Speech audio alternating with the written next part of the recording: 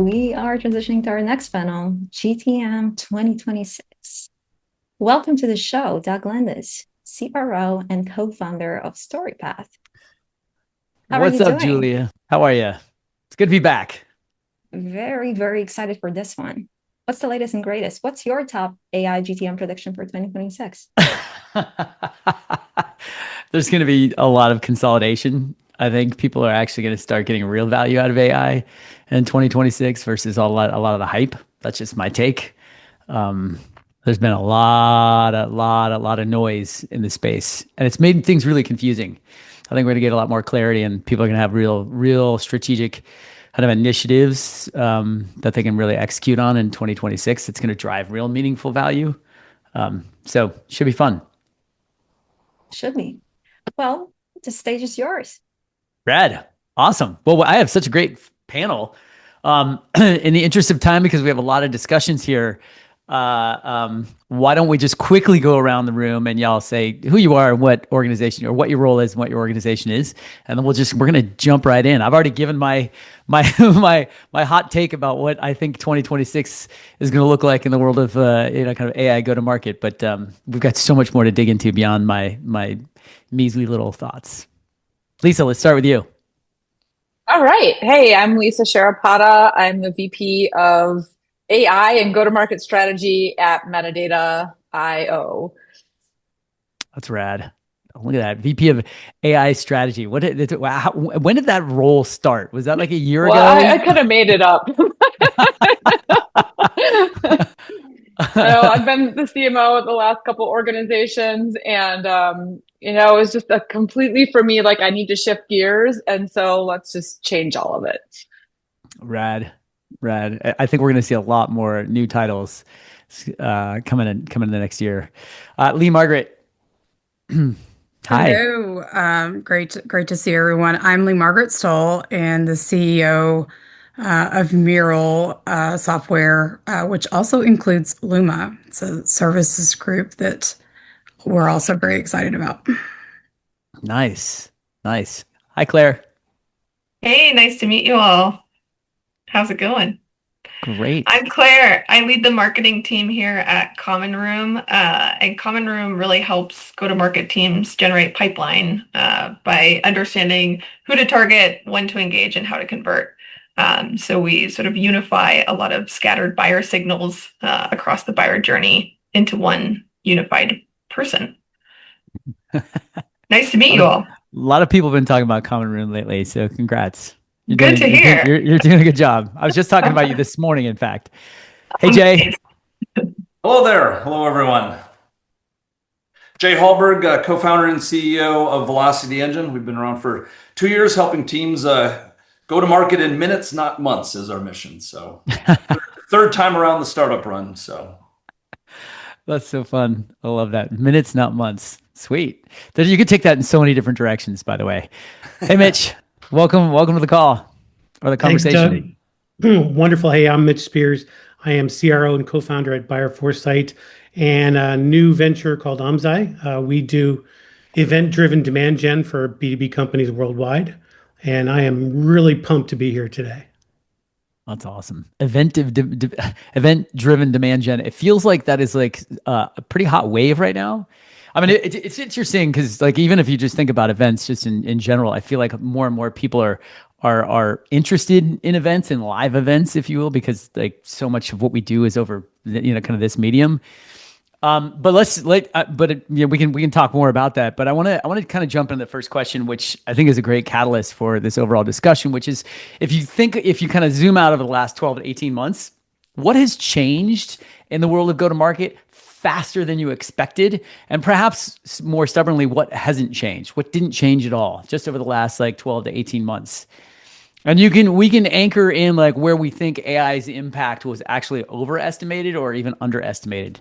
But I'm just curious, like what have you noticed that's changed the most in the last 12 to 18 months from a go-to-market perspective, either faster or maybe not so much? Who wants to jump in? Yeah, I'll go first. I feel like, I was going to say, at least I feel like you have a pretty strong opinion about this. You think? Well, it may not be what you're anticipating, but I was anticipating a lot of changes in the go-to-market strategy. But what I didn't anticipate was how much it was going to change how buyers buy so quickly. And so the adjustments I think that need to be made aren't just in your agentic go-to-market approach, but even reimagining, how you go about it. So I'm going to jump in and just piggyback off of Lisa's comment. That also parallels to mine. I think that there are two things that I saw that was just super accelerated speed, probably already headed in this direction. But the workflow aspect of go-to-market teams and how that needed to be reimagined, it was surprising to me. It's like teams picked off little bitty components of the workflow that they understood and owned, but it wasn't really centered around the human or the customer. And to Lisa's point, the skill set, now that customers can find so much information on their own, the expectation around their interaction of the sales rep and the human, completely different than it was a year ago. Much more collaborative, much more strategic in what their expectations are around the human. And that shift was already on its way, but it just happened so quickly with the ability to get content on really any product the customer might be interested in. Right. Yeah. Right. So if I could just double click really quick. Yeah, go for it. Sorry. To say, even to add to that, so think about now, like we've talked about the switch of like SEO to AEO, but also think about by the time someone comes to your website, they're so much further down. So then you got to think about, well, how am I retargeting, for example? And I think that it's that next step that gets missed. Okay, now when they come, it's later stage, I have to change my whole strategy for retargeting, for example. The old now what? I think too, I think it just, because there's been this explosion of AI and outbound and being able to scale these channels, people have become, deaf to that.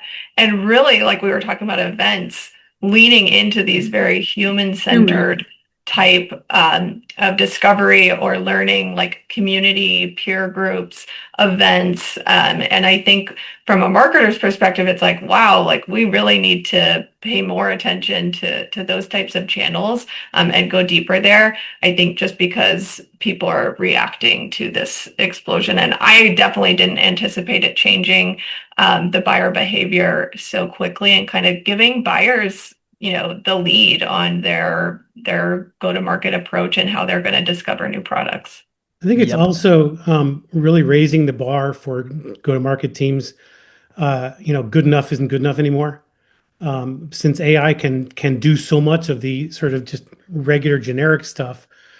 When you're at the tip of the spear, a salesperson or a marketer engaging with prospect accounts, there's no room for half-assing it. Meanwhile, reps still half-ass it. What Gartner said, 82% of reps still show up, for conversations with their buyers totally unprepared. What the hell is that all about? I think one of the things we've identified is from a buyer's perspective, their expectations are now dramatically different because they have access to so much more information. And so when you show up to talk to me as a buyer, I expect you to be way beyond prepared. You got to speak my language. You got to understand my world better than what you've ever done before. Because things have shifted, because I have a totally different perspective about what it is that I'm really trying to solve for now and how I can actually go tackle that. And there's so many more options. Well, and I think that buyers are not buying products. They're buying solution to problems, and sales reps that aren't. Outcomes.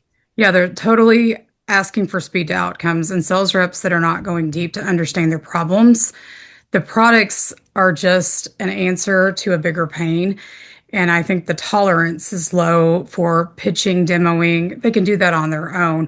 They're looking for humans that can actually deeply empathize and understand their pain points and their problems and build a trusting relationship so that they're co-creating the solution along the way. They want to have a role in that, not be pitched. Totally. And I'd say from an internal perspective, so we worked with about 40 companies. A year ago, I think one of them had their own GPT or LLM. Now they all do. multiple ones. And so what, hasn't changed is still the humans need to approve, but we're seeing a lot more of, how do we also coordinate those agents and ensure consistency? So that's been a, 20x run. And then I think, probably overestimated where we'd be at from like an originality of writing from the LLMs, and things are starting to sound and look the same, and probably also overestimated from where kind of image creation and content would be. But I think when we fast forward and look at predictions a year from now, I think we'll be stunned where all of that is. Well, so that takes me to my next question. So basically what we're seeing is LLMs are moving, and AI technology is moving so fast, faster than most orgs can actually handle enablement. Mark was just talking about this in the last session, how like, I think enablement becomes a huge unlock within an organization. So I'm curious, amongst your orgs, where are you actually seeing like AI move real revenue outcomes? How does enablement, but how has enablement kind of played a role in that? And if you have any like real concrete examples, because it feels like reps just can't keep up right now with the pace and the velocity of the tooling that people are actually either building or leveraging. And so it feels like enablement just becomes this big unlock if it's handled properly. Curious if y'all have any examples of maybe how enablement has actually really helped drive even more revenue in your organizations. So I within think that, go ahead. I was just going to share so Mural is collaboration software, and our focus is really around alignment of teams in a way that's visual, because visual is just faster than text. And one of the things that we are seeing that enablement certainly supports, and what we're doubling down, from a focus standpoint for ourselves, is the motion around account planning. So if we all agree that customers are expecting reps to show up and ask discovery questions and get to know them in a way that's much more strategic, the step before that, where teams internally, whether it's the enablement, the SDRs, the AEs, in some cases CSMs, the alignment of those teams around the account plan and strategy and what they need to focus on becomes more important. And that has been a very, very painful, and still is today, because every rep kind of does their own thing, or leaders do their own things. So that area in particular, being able to automate that through AI is a huge unlock. Somewhere between 40 and 50% time savings is what we're seeing, which obviously drives speed to revenue. Yeah, we've seen, our approach to agentic especially is it's very focused. It's too easy to abdicate your job basically to the LLM, and that does not work, at least not yet. And so we're focused on giving especially our sales team, insights that are real, right? Deeper research into the accounts, and what they're struggling with, instead of just kind of vomiting their pitch at the next prospect the same way they did the last 10. We want them to go in there and impress the prospect with how much effort they've put into understanding them, as you said, speaking their language, understanding how their problem is different than 5 other companies that they directly compete with. And that's where we've seen real value, and not only for us, but for when we've managed to drag our clients along that way, conversion rates are noticeably improving as a result. I'd say Buyer first. Yeah, go for it. At Metadata, we're a digital advertising platform, and so we're marketing to marketers. And the first step was everything internal. We all need to be drinking our own champagne, using that. And our sales reps need to understand it very deeply, of what is built into the platform and how to talk to a marketer in a way that is going to resonate. And I think more than most, I would say marketers are some of the most skeptical B2B marketers, because we know all the tricks, we know all the ways to twist something to make it sound good. And so there's a lot of having to show it and show results, and the sales team needing to see it. So we're all in it all the time. The show and tell, it's like show don't tell. It's like, let's actually Yeah. pull this up, use it together, talk through scenarios and use cases. And I just find that there's a new Challenger sale book out. Can't remember what it's called right now, but it's all about confidence. And I feel like that's what the market's really needing. And so do your reps. And so the more you can build that confidence through like real enablement scenarios and situations, I think the better. Yeah. And where we've seen that, I like to say, sometimes in my experience in B2B and tech marketing is product marketing is one of the most important roles relative to enablement and outcome. And it's kind of been a forgotten one relative to AI and automation. So that's something we've seen is companies kind of increasing the velocity at which they're planning campaigns. And if you can scale what product marketing can do in conjunction with enablement, hey, we've got an idea for something. Let's whip up good enough persona briefs or get this information in front of sales, because I think all of us who've done that role before, you can spend 3 weeks making those slides. So certainly seeing an impact there of giving product marketing more horsepower and a bigger seat at the table. Yeah, So absolutely. interesting, Lisa. One of the things you were just saying is that like we live in a show don't tell world right now, and I think one of the challenges from an enablement perspective is actually getting people comfortable with showing from a perspective of what your buyers are really trying to accomplish. Showing from the last 15 years when things were really frothy, people would just show product and be like, "Let me just show you what we do, and you're gonna buy it, right?" And now it's actually no.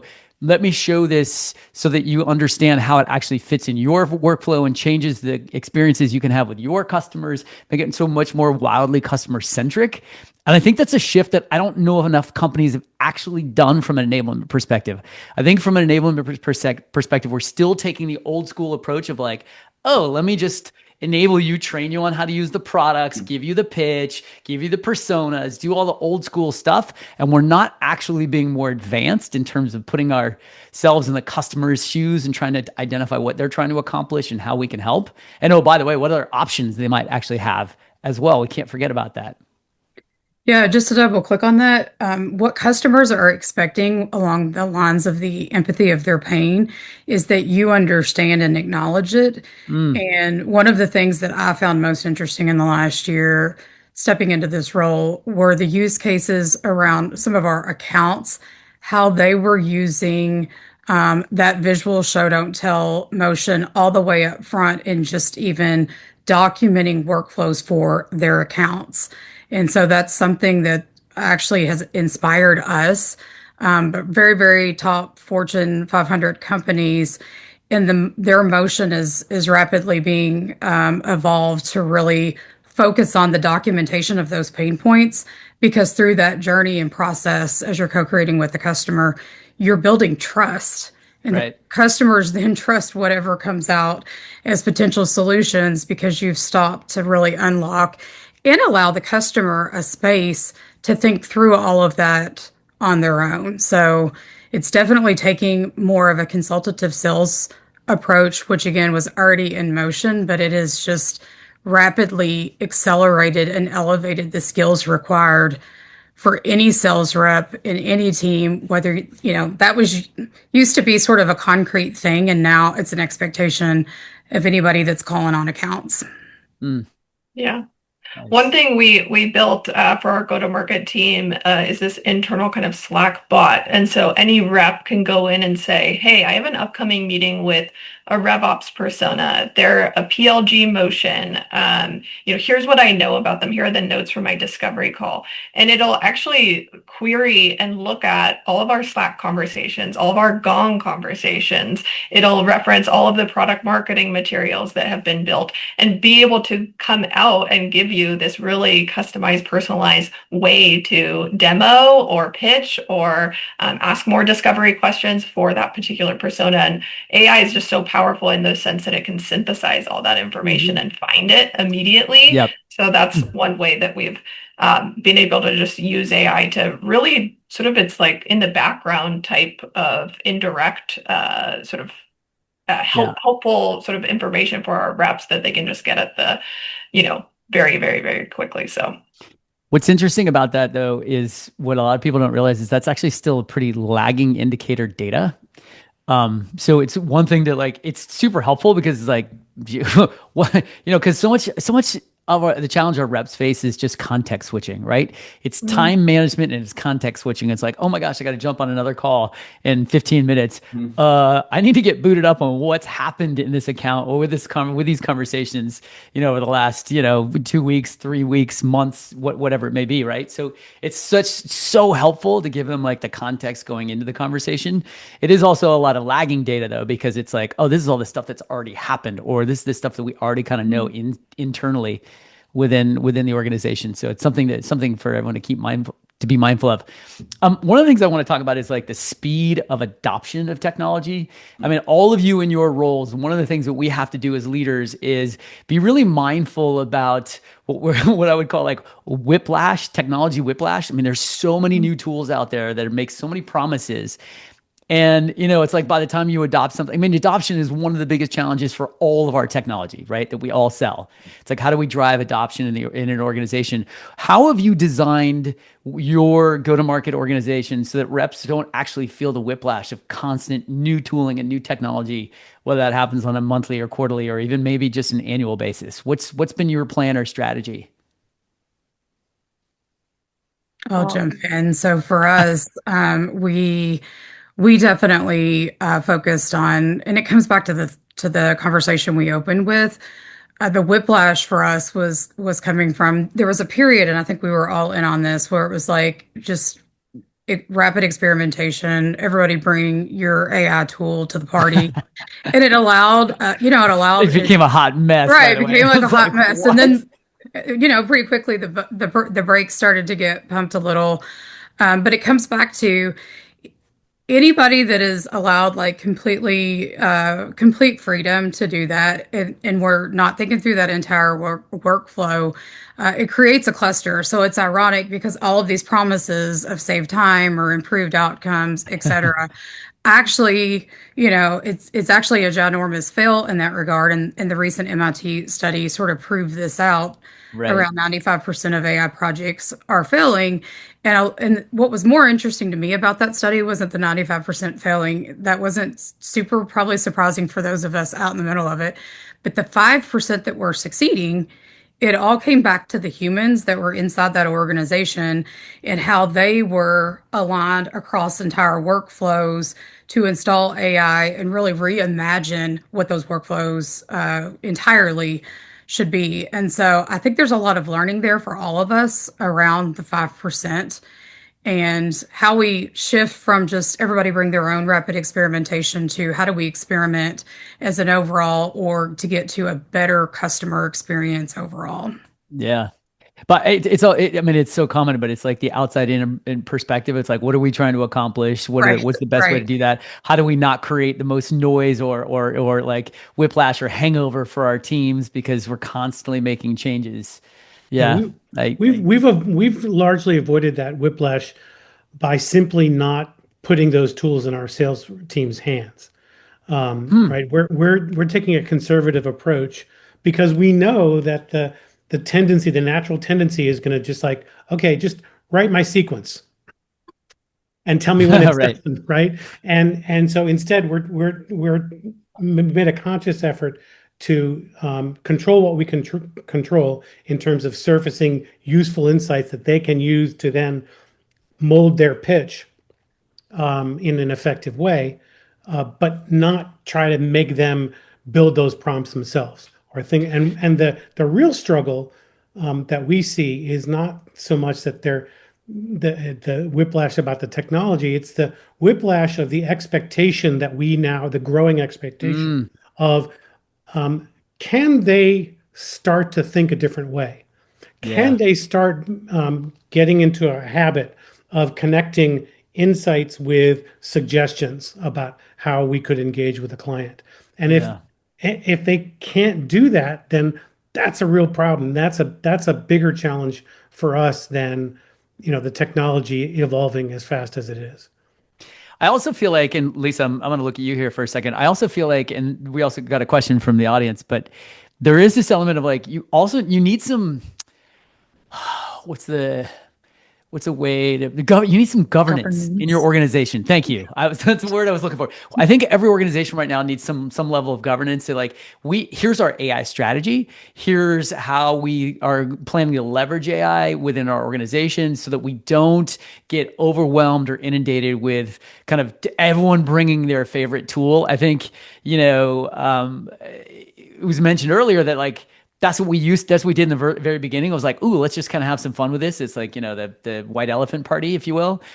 But now it's like we need some more guardrails around what we're looking at, how we're looking at it, what problem we're really trying to solve. So Lisa, I'm curious, in your role, is this a bit of the role that you get to play within your organization? Is you get to be like the cops, if you will, the sheriff? Yeah, I mean, I think there's both sides of it. So Leigh-Margaret talked a little bit about that internal piece and the orchestration and rolling things out internally. And then I think partially because we are a marketing technology and a marketing company, on the other side of it, I'm looking at even how our product is being rolled out and how we're doing things, which I'm trying to find more of. So you asked about like whiplash. I think the first thing is moving away from massive like quarterly product rollouts and really having these more iterative, continuous updates and tweaks. And especially since things are changing so quickly with AI and what you can do with it, it's like, what's the problem to be solved? And let's reverse engineer that piece and solve for that. And then if I'm going to be really specific with things like with metadata, for example, the engineering team started building all these agents. We now have 71 agents. And it's like, what is it solving for? What is it? But now they're built into an MCP server connector. Mm-hmm. And we've sat through and gone through scenarios and use cases and documented what kinds of problems it's going to solve for and have put them into playbooks and prompts. And we're packaging those and helping people to see how to use it. And it's internal too, because we're using our own stuff. And I think that's this proliferation of like all these agents and things that you could do. And I'm seeing this in lots of organizations, an agent for this and an agent for that. But is this one talking to this and orchestrating this thing to create this desired outcome? And I'm seeing more people starting to think holistically now that they're understanding the art of the possible. And so I think kind of going into next year, we're going to see more and more of that. Do you allow, and this is actually to everybody, but do you all allow people to bring kind of new tooling suggestions to your organization? Do you have like a moment in time, just like on a quarterly basis, like, hey, let's just show off the new thing that we just learned about? I can tell you, and just this internally, anytime that used to happen to me all the time, everywhere I'd go, and I'm like, you know what? I tell you what, I am going to be, you like, show me, cool, we can have a conversation about it, but we're not going to share this broadly with everybody because we need to keep people focused. We need to keep people focused on the job at hand, which is like, all right, how are we building pipeline? How are we getting our customers engaged? How are we moving our deals forward? How are we getting these deals closed? So I'm just curious if y'all are like still allowing the kind of the proliferation of conversations around new tooling develop in your orgs. Yeah, absolutely. The ideas come from all corners of the organization, and I think we'd be silly not to listen to it. But we also want to, back to the idea of governance. There's got to be rules in place to make sure people aren't going cowboy off in all kinds of directions in ways that affect our business or even worse, our clients negatively. So it controlled, but yes, we want to understand what's the latest greatest thing. Right. Yeah, right. Absolutely. Like we're selling into go-to-market teams, so our own go-to-market team is the best dog fooding experience of the product. So if they're going and finding solutions outside of Common Room, right, we want to know what is that? Can we bring that back to our product team to understand how we can improve that capability with our product? But we're always trying to basically dog food and ensure that our team is using our product because it's like the best insight we have into what's working and what's not. Just to piggyback off that with what Claire just mentioned, we're in the same boat of, I call it drinking champagne. We like to drink our own champagne. Of But I course. think as you're trying to build a culture of experimentation and curiosity, honestly, like sales reps, and any, successful leader in an organization, you want them to have that curiosity.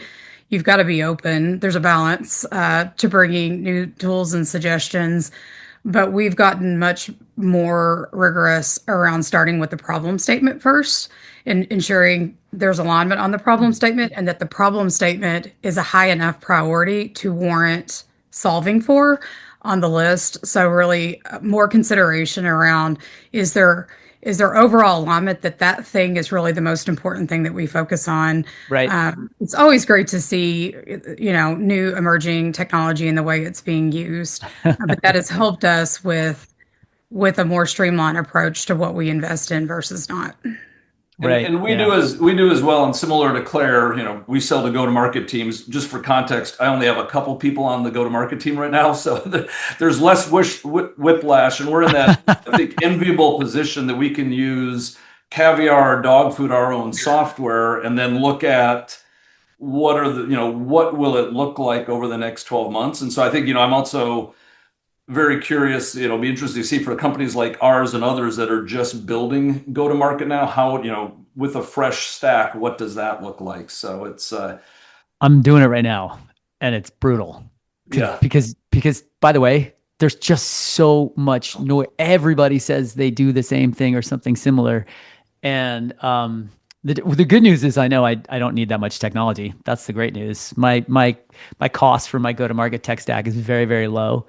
And it's crazy how expensive everyone is charging for these products when I'm like, dude, I can build custom GPTs, my own agents, and connect it to an MCP server and cost way less than what y'all are building out there. It's kind of a little bit more fun. It's hard though. Not everybody can do that. Right. Let's actually, but one of the things that I'm really trying to solve for is workflow, right? So in your case, Jay, you're talking about how like, we just don't have a whole lot of people in the organization. So workflow really, really matters. Our friends over at RB2B, right? They're like, well, if we can accelerate workflow, we can actually build a really big company with very few people. And we just see right now, agentic workflows are starting to really bend processes within organizations and maybe ways in which we didn't plan for. Maybe it's because it's accelerating the sharing of information from customer success back to product, back to marketing. What's kind of an emergent behavior you've seen, either good or bad, by the way, from AI agents or automation inside your go-to-market motion that you've been watching or tracking? I think maybe on a positive one, it's like all this information right at a rep's fingertips is making them more creative, right? Like you're not seeing the volume plays as much because they're able to access, all this data about the person that they're trying to reach. They can actually be way more creative, and maybe volume goes down, but that quality bar goes up, and we need to give them space to do that because that's the whole point, right? And so when you can start to tap into all these insights and signals about your buyers, like it only helps reps strengthen their strategic game. And we've noticed that in our own reps and in our customers as well. I love that. You start to see the creative ones, kind of push the envelopes. And that creativity usually leads to bigger deals. Right. And I'm seeing that more on marketing too. And frankly, I'm getting to be more creative than I have in a long time. But to have, we have a bid agent that's in there adjusting bids all day long inside of our campaigns. No human really wants to wake up in the morning and do that all day long. And it gets set aside, right? Maybe you go and check it every 48 hours if you're lucky, if you have a resource that could do it. But now if that's happening and I can just start to look at what's working and what's not working, I can start thinking about the next campaign, the next, strategic thing I want to do, or let's try this new art. Because I think that, we've already got the messaging dialed in. We got the audience now. But, I want to try, another version of it and see if that makes an impact. And so I feel like that's what's getting unleashed right now. And that, what comes from that, I think, is where it'll be really interesting to see if it can get contained and structured in a way where it's repeatable and scalable. And I think that's where everyone's hoping, well, especially the VCs and executive boards are hoping that this AI, creates even more efficiency. But I think that we're in this really messy middle part right now where there's so many things you could do, like really trying to figure out what you should do is what's happening. Yeah. Yeah. And there's also, and this came from the audience, but the idea of like, okay, so if there's so many tools available, especially in the world of go-to-market, how do you actually segregate and pick the right ones, right? Because again, if everyone is bringing, like, everyone's testing new tools and new technology, I think Leigh-Margaret, you mentioned the fact, like, it's like, let's start with a problem in mind. Like, what are we solving for first? What are we really trying to solve for? Are we trying to solve for efficiency? Are we trying to solve for hiring? We're trying to solve for capacity, execution. What are we really truly solving for? And then unpack, like, okay, so what kind of tool? Because the reality is we think it may be a tool. It just might be workflow. It just might be like we can pass data faster from one side of the organization to the other. How do you all unpack the ability to identify what's the right kind of tool strategy?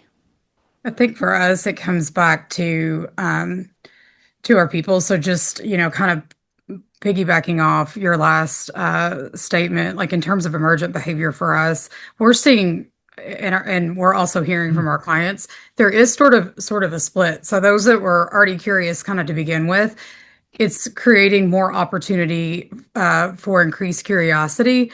But there is another cohort of employees that it's unsettling for, that Totally. now have to learn new skills, and the things that got them there, got them here won't get them there. So I think that piece, like, I am really curious about the group that will have to have some sort of reskilling and setting that group up for success, because it still feels like that, like, curious few are leading the pack. And this goes to your last question in terms of the decision making.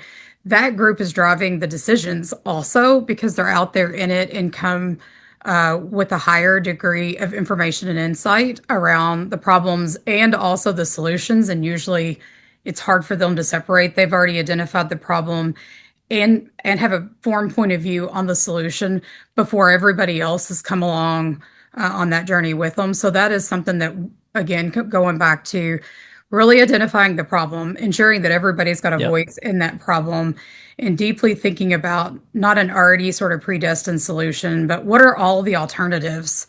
And have we really reconsidered the whole workflow and how it could be done? Are we just trying to rebuild existing workflows and plug AI in along right through that? Oh, God, it's so true. By the way, I love that phrase, AI curious. I'm gonna steal that. Because I think one of the things, to your point, that we also can't forget is, like, have somebody go out and test it and prove it.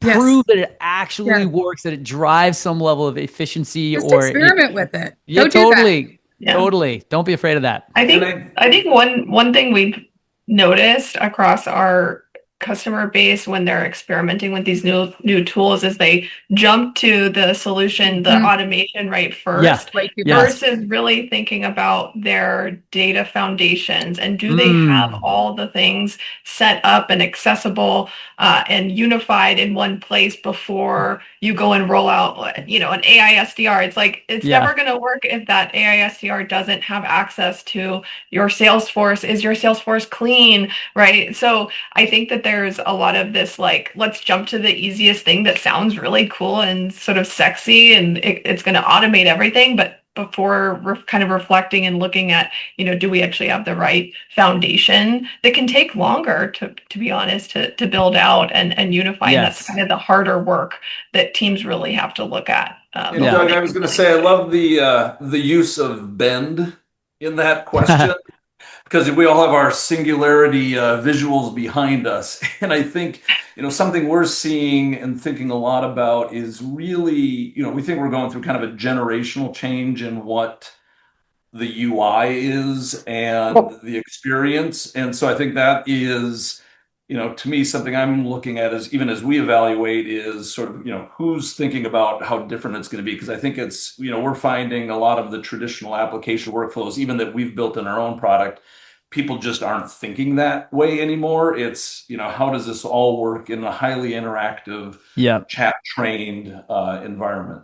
Yeah. Well, and we're still learning actually what the modern 100%. UX looks and feels like, and how it actually works most appropriately. I'm curious, did any of you have a strategy in terms of like, where do you choose to like go buy a solution from a brand name that maybe that's much more familiar with, or comfortable with, versus like a new nascent, small little AI shop that somebody's built this new technology, versus building it yourself? So there's like three pillars you could potentially evaluate when it comes to maybe trying to solve for a particular solution in your organization. How do you all think through okay, can I just build an extension, or does Common Room have a new extension that I can leverage, versus actually going out and, hiring an AI SDR, versus like going out and building my own custom GPT with MCP connected to my own data? Like, how do you evaluate those decisions? So For we've us, looked at all of those, and kind of stumbled a fair bit.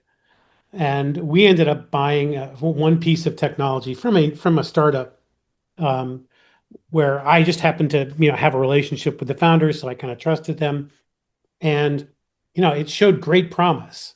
It's like mass personalization at scale for our outbound campaigns, and it was really impressive. But at the end of the day, it was meant for a different use case than ours, and we kept having to try to bend it to our use case, and Can't do yeah, that. that was kind of an expensive mistake. Yeah. Yeah. It goes, we continue to say this. It goes back to like, let's get really clear about the problem we're really trying to exactly. solve. Right. And then like, all right, work our way backwards. Is it like, can I use like a traditional SaaS product that has an AI, kind of bolt on? Is that good enough? Do I want to go through the process, and do we have the time and the capacity to actually go do a whole new evaluation? Yeah, And that was for it's us. So it was very similar. Like it's evolved a lot in the last 18 months. When we started, we definitely were curious about the small, very, very small startups, and really understanding what new tech, because there's just a lot of inspiration to draw there. But as we got more centered around an approach of defining the problem, then you're educated enough to say, well, could we do this with our own MCP server? Should yep. we look at an existing tool that already has those capabilities and expand, or do we actually need yet another, net new solution to plug in here? Right. And tool fatigue is becoming a real And thing tool right now. fatigue No, is no real. question. It's Right. very, very So real. do any of you have any frameworks or guardrails that you've implemented to prevent actually your AI powered go-to-market motions from actually sounding really generic and not actually speaking to your buyer? Because that can happen, right? There's so many tools out there right now that are writing emails for scale, and you look at the emails, you're like, oh my gosh, this sounds so terrible. Yeah.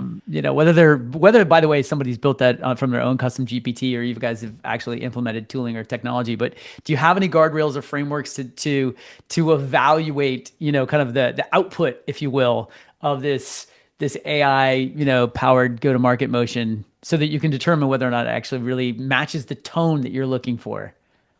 I mean, some of that goes back to training of the model, right? So as we train our LLMs, we feed lots of content into it so that Mm-hmm. the voice and the tone and all of that sounds very much like we would want. And then on the back end, you've got to audit to see if that, not just the voice, but also if the content even makes sense. I mean, we've definitely seen hallucinations from different tools, including our own, of the output, which at some point, a human at some point has to look at it to see, um, does what we're producing make sense?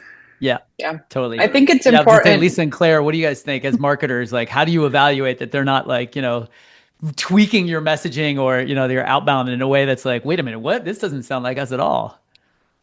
Yeah, I think it's important to just first define, is it human in the lead for this or human in the loop for this?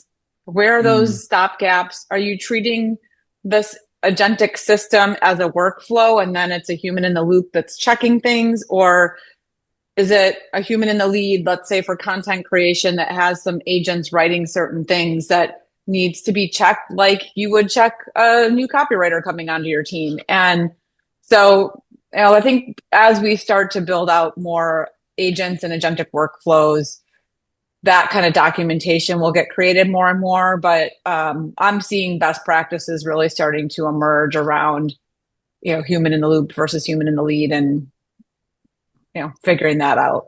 Cool. And we've done a fair bit with the agents kind of by asset type, so multiple agents working on assets with, sort of human in the loop does this, human in the or the lead, I like that, does this. But then they have specific jobs of checking on each other with grading rubrics against their jobs. And so Nice. and so I think we've started to see good results in what we've produced around that, but it takes a lot of work to figure out what those rules are and who's doing which agent's doing which role. Yeah. Yeah. Hey, I was just going to say, go ahead, Claire.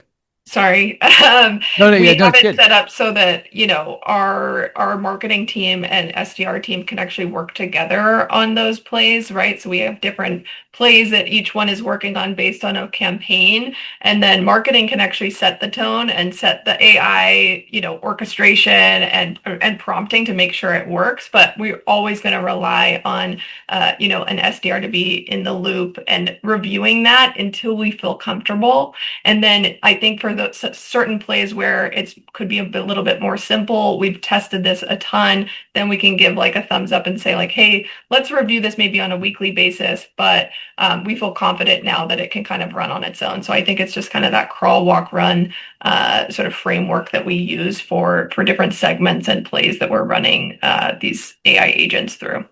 Smart. I mean, again, we're keeping humans in the conversation in all of this. So like all of this pure AI automation is like, I've been thinking about this for a long, long time. When it was an emergence, we were investing in AI technology over a decade ago. And it's like human in the loop is so important because we're not going to fully give up. Although my friend Amanda over at One Mind might, might actually think differently. But let's talk about metrics for a second, because this is an interesting question that came up, which is like, okay, we're betting on, and Mitch, you even alluded to this, we're betting on these new technologies from companies that maybe we don't even know that much about.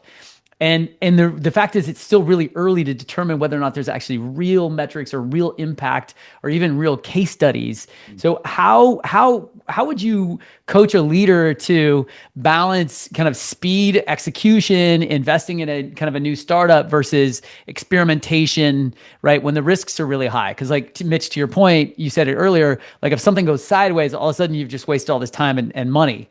Like what's changed now in terms of, how you're evaluating new technology, maybe versus before in the world of SaaS or even PLG? Yeah, I mean, we're looking at, we're re-looking at pain points and solving for customer challenges, not our own convenience. And That's so good. it's not easy. Yeah. It really isn't. But I think that I'm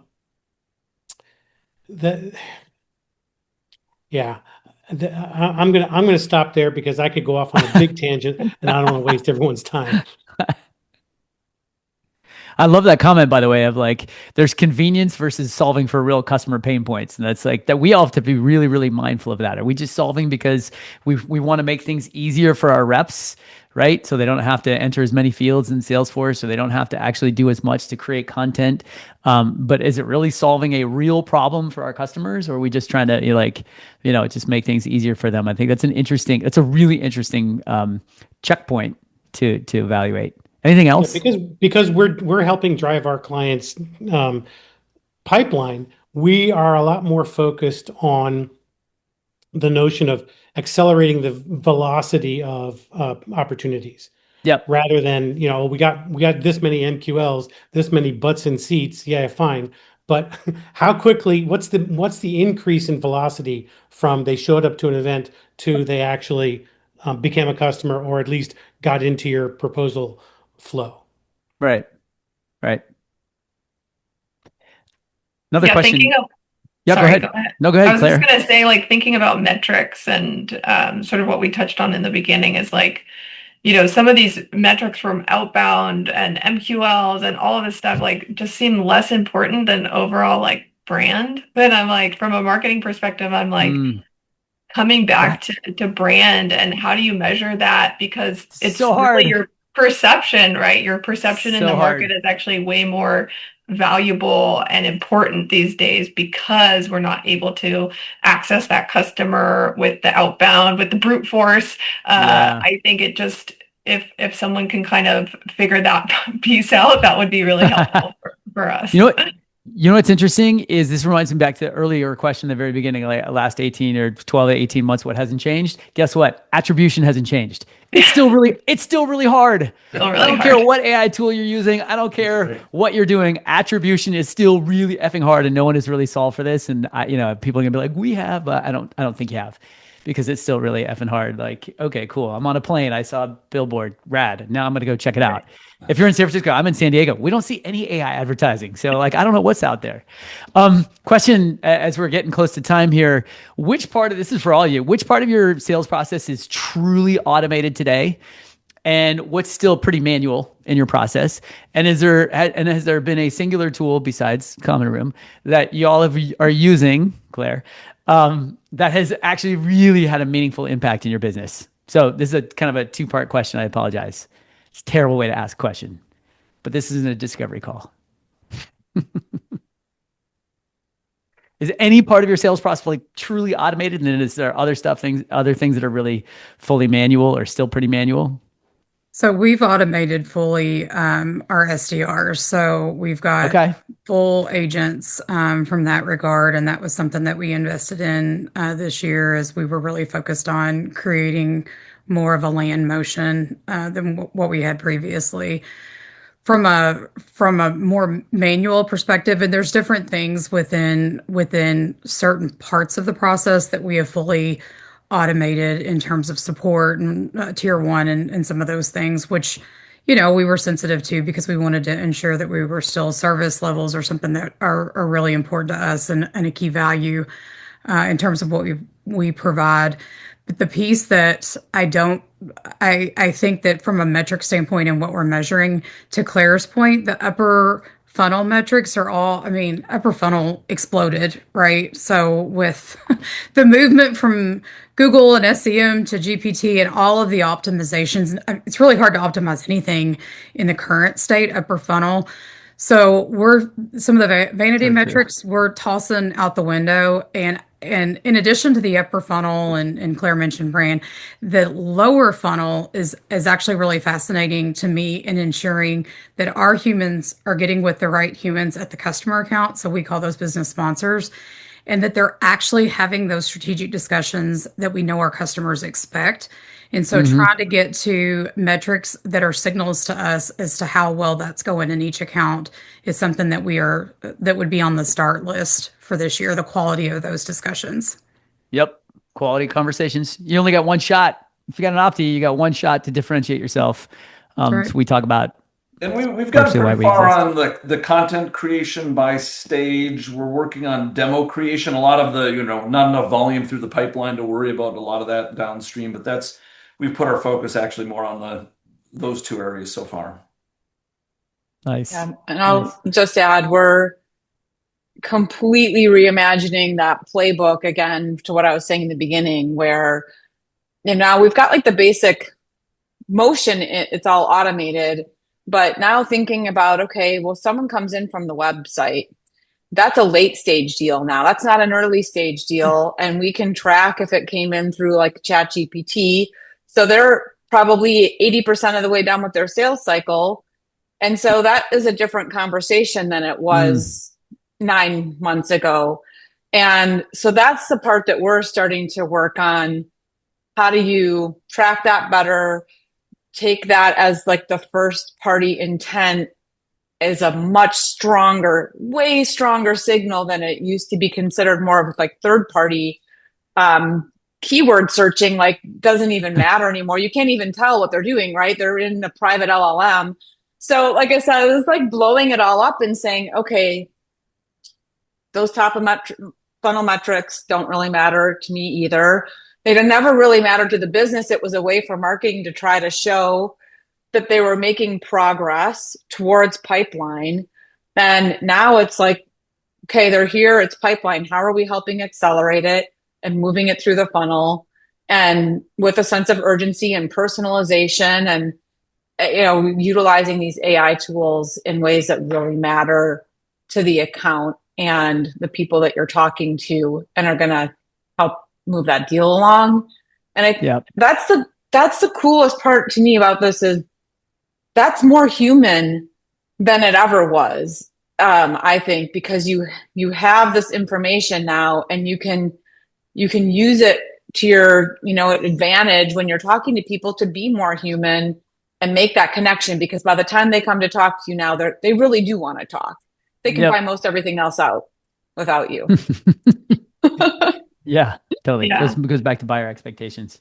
Absolutely. I think that the really powerful thing about AI is the ability for it to synthesize data and understand who this person is, and do some of that background research, so that, like I said before, like, sellers can be more creative. But using AI to really identify one person versus, it may be in your CRM, they're showing up as a lead and a contact and all these different people that you don't even know, your sellers don't even know if those are the right people. And so using AI to really be able to identify that person through machine learning and, matching avatars and all of this stuff that we can do with our technology, so that when a rep reaches out, they know that's the right person, and they also know everything we know about them in one place. So I think that that's how we're sort of fully automated that piece of the pie. And it's kind of like those background tasks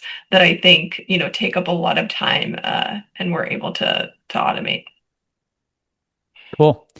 Last question in the last couple minutes here. What's one thing you're dead sure is still going to matter in go-to-market in 2026? No matter how crazy the tech gets, no matter how automated our jobs all become. Brand What's one thing and that's still going to narrative. matter? I think Claire touched on brand. I think brand and narrative. Yep. Love it. Deeply understanding customer journeys. That's not going to go away, right? Empathizing with our customers and the pain points they're going through. Getting in a room with your prospect, and doing so in a way that the organizer is offering benefit first before expecting a return of their engagement in your event. And that kind of, think about what's in it for the customer first before you think about what you're going to get out of it. It works. It will continue to work. Lisa, what do you got? Brand. Okay. Leigh-Margaret?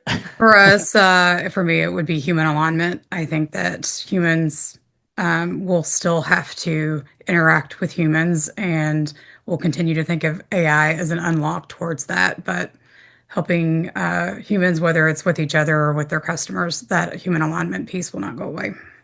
And I will leave it with the story actually matters. It's no longer about pushing product and pushing demos. You actually have to be able to tell a story that builds empathy, demonstrates credibility, and it's something that your buyers can actually tell internally, because 90% of the deal is done when you're not in the room. Guess what? They can't retell all those speeds and feeds that we like to show everybody. So build out those stories. That's connected to your brand. That's connected to your value. That's connected to, how you've solved things for other people who are similar in a similar space. 100%. Julia, I think how'd we do on time? Love it. Phenomenal panel. So many questions. And Doc, tell us more about what you're building. At StoryPath? Yep. What are we building? Yeah, we're solving for the fact that enterprise deals are lost mostly based on the quality of research, narratives, and actions that reps take. So we built an AI seller action hub that helps salespeople actually get real work done, building the right narratives that actually connect to buyers, help them to understand, how to actually align what they're trying to do to their buyers so that they can actually craft a narrative together. I loved how Leigh-Margaret, you keep talking about co-creation. I mean, that's at the end of the day what selling really is all about. It's about creating that trusted advisor relationship that we've all struggled with for so long, but now we can actually do that. That's what we built. Amazing. And what's the best way to support you? Where should our community go? Well, just go to StoryPath.ai if you want to code, or just follow me on LinkedIn. Amazing. And Claire, we're going to talk because I think we need common room. Yeah. Everybody go to common room and let's just do a round of support. Love it. Jay, where should we go? Pardon me? Websites, LinkedIn. What's the latest and greatest? VelocityEngine to help you go to market in minutes, not months. We got a campaign kit giveaway if you want to get started. So we're LinkedIn. Awesome. Leigh-Margaret. Mural.co is our website, but obviously hit me up on LinkedIn. Excited to hear from anybody. Lisa. Yep, LinkedIn's the best place to find me, and Metadata.io for more information about metadata. Claire. Yeah, I think commonroom.io. Also, I love talking to prospects. I love talking to customers. If you have feedback, hit me up on LinkedIn. Amazing. And last but not least, Mitch. Yeah, LinkedIn for sure. And also our two company sites, BuyerForesight.com and Amzai.ai. Either of those, I think you'll find it interesting. Amazing. Thank you so much again. And we are transitioning to our next panel. Brad. Thanks, right. everybody. You guys are great. Thank you. Thank Bye. you. Conversation. Bye.